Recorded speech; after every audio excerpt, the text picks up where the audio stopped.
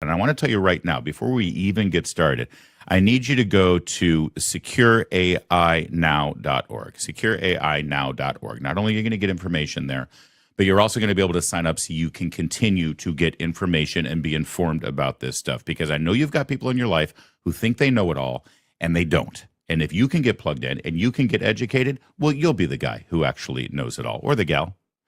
Now, I am not that guy. I do not know it all. I know my limitations, but thankfully, we have an expert with us. Brendan Steinhauser, he is the CEO of the Alliance for Secure AI. And Brendan, I really appreciate you joining, not just to better inform me, but also everyone in our audience about this. It's great to be with you, Larry. Looking forward to the conversation about this really important topic. So, I mean, advanced AI is a kind of a big deal, and everybody is talking about it, and everybody already is impacted by it. Can you sort of flesh this out a little bit and explain how even if people don't realize they're being impacted by it, they are? Yeah, AI is going to transform society, everything from national security to our economy. If you don't think you're using it, you probably are, or you're using products and services that include AI. A lot of software now has AI built into it. A lot of companies are using AI to market products to you. It's already impacting jobs in the economy as we speak, and we expect that to pick up. And so it's going to transform all of society very rapidly. And it's a technology that is unique because it is growing at an exponential rate, and it is unique in kind as well because AI is essentially, as it sounds, an artificial intelligence, something that is getting more and more powerful and will have agency and the ability to make decisions and do things in the real world. And part of why I'm drawn to you and your organization is that you're not sort of just resisting for the sake of resisting and say, no, this is bad, stop it. It's happening. It's going to happen. You recognize the vulnerability and concerns here. What you want to do is ensure that AI is in a place and is secured in such a way that we can all benefit from it. So if you don't mind, I'd like to start with the upside, the positive side. Assuming that AI and all the problems that are associated with it can be resolved, what will it bring to the table here? How can it benefit our lives? AI could make us wealthier, smarter, more efficient, more productive. It could help us solve really important problems like nuclear fusion, which would allow us to have abundant energy. It could help us solve problems in the medical field. It could help us develop better medicines, better healthcare, potentially increase longevity by decades and lift up lifespans. It could make us unbelievably wealthy as a society and as the world, and lift billions more people out of poverty if things go well, if we get it right. And AI is used to work for people and work to serve, or is used to serve the interest of humanity. It could do all of these things and more. It could, but there are some concerns and there are some drawbacks, and we need to focus on it. First of all, I keep hearing the term super intelligence. Can you explain what is that what drives AI, or is super intelligence something that will be born from AI? Help me out with this.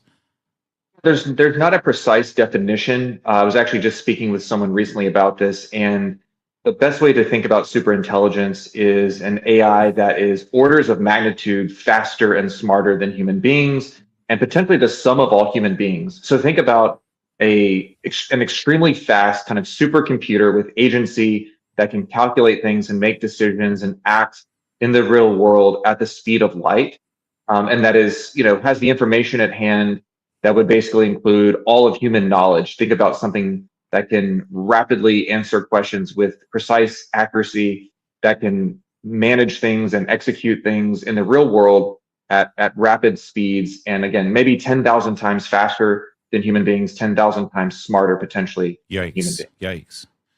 And of course, this conjures concerns of, you can go back to the Twilight Zone episode of the robot who ends up replacing human beings, or the Matrix, where, these entities end up taking over the world. Obviously, that's all science fiction. But from your perspective, in a real world scenario, what are the biggest dangers you see here?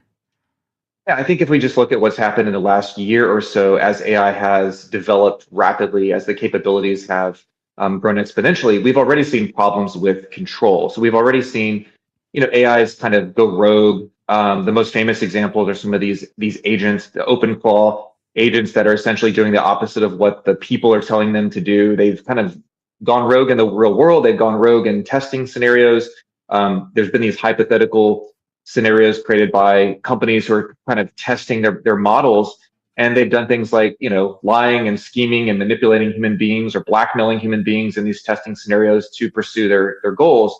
And so that's very troubling, especially given the fact that this is sort of the worst that AI is going to ever be. It's only going to get better, faster, and smarter. And so we are on this path toward artificial superintelligence.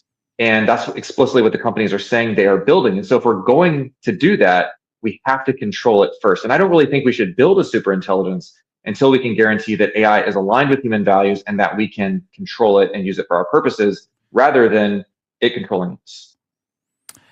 I think a lot of us, our first interaction with AI are these chatbots or these AI companions. Like, if you're calling a big corporation or trying to reach out to them and on their website, they start asking you questions. And 3 questions in, you realize, wait a second, I'm not talking to a person here. Is that what these things are? And how powerful can these be? Because if, a phone company is using that to interact and act like a human being, well, that can be brought up to a pretty scary level, actually, for nefarious reasons, I would think. I think the kind of help desk chatbots are sort of the most basic form of this. They have been in existence for a while. That technology is basically built on these AIs predicting the next word, predicting what they ought to say based on what you said, that sort of thing. And so that's kind of the basics of how these algorithms work. But what we're seeing that is already sort of happening now and what is kind of in the near term is that AIs will be able to clone human voices, clone humans based on the video that we put out there, to basically create a representation of human beings that will sound and look just like you or me. And then people could use that technology, use that sort of avatar, if you will, without your knowledge or control to put out information or to maybe defraud people or to hack into systems and do sort of, nefarious things, empty bank accounts and that sort of thing. And so the technology is rapidly advancing, and it is very hard to discern whether something is a human being or an AI. This is kind of what Alan Turing, one of the godfathers of AI, talked about even in the 1950s, the Turing test, which was the idea that we would at some point, reach a moment where human beings could not tell the difference between a human being or a robot. And here we are. And Brendan, listen, I'm a conservative. A lot of people in my audience are conservatives. So I think that there's a reflexive recoil from the idea of government regulation here. But we're conservative. We're not anarchists. There is a role in government on certain aspects of our lives. So at the Alliance for Secure AI, is that what you guys are looking at? Is it a question of government regulation, or is it more a consortium of all of the corporations that are benefiting from AI sort of getting together and putting together some standards and safeguards? What are we hoping to achieve? Yeah, it's a great question. And I happen to be a conservative as well, a lifelong conservative. I have a lot of friends who are, I have a lot of libertarian friends. And, most of us want government to sort of be, we want the private market to work. We want there to be free market solutions first. And where there are potential market failures, then government should step in. So I would say first, we want to see these companies act in the interest of humanity. We want to see them act in the interest of all Americans. I don't think that they have so far. And I do think that the transparency and accountability from the American people and from watchdog groups and NGOs can kind of help encourage them to do the right thing. But I also do think there's a role for government, especially as it relates to national security. I mean, the federal government should definitely lead on that. Export controls to prevent our chips from going to the Chinese Communist Party. That's something that is an appropriate role for government. We should do that.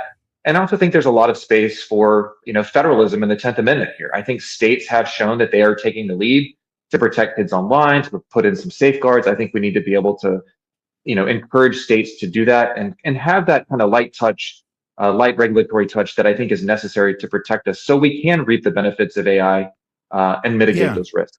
Can you flesh that out a little bit? I'm fascinated by it because I've seen headlines about states sort of drawing some lines and getting some sort of protocols going for AI. And I know that the president has tried to give guidance to Congress to form some legislation. What does that federalism aspect look like? I mean, if AI is on the internet and accessible through all of our smartphones and devices and what have you, what does it care what state you happen to be in? You know what I mean? Yeah, no, I think that, again, there's appropriate role for the federal government here as it relates to national security. But at the state level, states have already acted to do things like protect kids online and to say you can't use AI for certain criminal purposes, like creating child pornography, for example, or creating I kind of see. those types of things that I think there's an appropriate state level response. And by the way, Congress hasn't acted yet, and we do want to see Congress move and move quickly on this. But until they do, we've talked to many state lawmakers around the country and governors, including in red states like Governor DeSantis in Florida, Governor Sanders in Arkansas, and others who've said we want to continue to move and pursue policies that protect our people from the harms of AI, while Congress is slow to move. And I know Congress is designed to be a little slow to move, but that's why our founding fathers were so brilliant, and they designed a federalist system where states could act and act quickly. That's very fascinating, actually. And eventually, a lot of these great ideas that come from the states end up getting adopted at the federal level. Listen, this is the kind of thing that I think that really invites the American people's participation. And sadly, I think that, like nuclear regulatory agencies or whatever, most Americans think that they can't really have a voice in it or aren't prepared to have a voice in it because it's way too smart and way too out of their depth. That's not true. When you boil down the technology and remove the technology aspect of it, and you just talk about fundamental ethics and morals, we Americans know exactly how this stuff should be handled and where the line should be drawn. So what would you say to anybody watching here who feels concerns about it and they want to get involved? How can we get involved? Yeah, we really encourage people to get involved at the local level and the state level first. There's a lot of people that are taking action to call their elected officials, ask them questions about where they stand on these topics, ask them to support safeguards. I think something like 80% of the American people do support safeguards on AI. And frankly, most state lawmakers around the country also reflect that and support safeguards. But I think we need people to engage in that effort. And then also, as Congress is moving on this kind of federal framework, we want the American people to participate in that. We want them to call their senators and their House members to say, here are the things that are important to us. Here are the protections we want to see. We don't want to see AI used, to replace human beings. We don't want to see it used to create, again, child pornography or something like that. We want protections that are meaningful. And so I think encouraging folks to engage with their lawmakers is the first step. Well, and one way to stay informed and get engaged is to go to it's secureainow.org, right? That's the website. It is. Yeah, that's our website, secureainow.org. We have a lot of information. If you want to just kind of read up or watch some of the interviews we've done to kind of get a sense of what we're talking about, how we're thinking about it, I think that's a good opportunity. We also are tracking job losses related to AI. And then thirdly, we have emails that go out to keep you informed and give you ways to participate in this important discussion. Yeah, I mean, listen, AI is happening. And you're not trying to stop it from happening, but you just want to know that as AI is incorporated at all levels of our lives and society, that it's done responsibly, safely, as you mentioned, for our children, and with our interests in mind, not just a few handful of people who are going to get rich and squash the rest of us, right? Absolutely. I want to see this go well for human beings. I want to see it go well for America. I want America to lead on AI. And I think that innovation and safety kind of go hand in hand. And for us to lead in the world, we have to do it the right way. We have to deny China the semiconductor chips that they would use to outpace us. I think that's important for national security and geopolitics. And I think that we have to work to reap these benefits. And I think I want to see, novel medicines develop that make us, that save lives and make us healthier. I want to see more efficiency, more productivity, make us wealthier. And I want to see that wealth spread throughout society. I don't want it to just go to a handful of big tech oligarchs in some new feudal system. I want to see the American people benefit from this. And frankly, I want to see the world benefit from this pretty incredible technology. All right, Brendan Steinhauser, we'll leave it there. And again, I'm still educating myself on this. I'm still learning. Part of my learning process, so I can figure out where I stand on a lot of these issues, is to get informed at places like secureainow.org. Get the information. That's the very least you can do for yourself, everybody, so that you can be informed and you can actually have an informed opinion on something that is affecting all of us. Brendan, thank you so much for helping us out today with this. Thank you, Larry.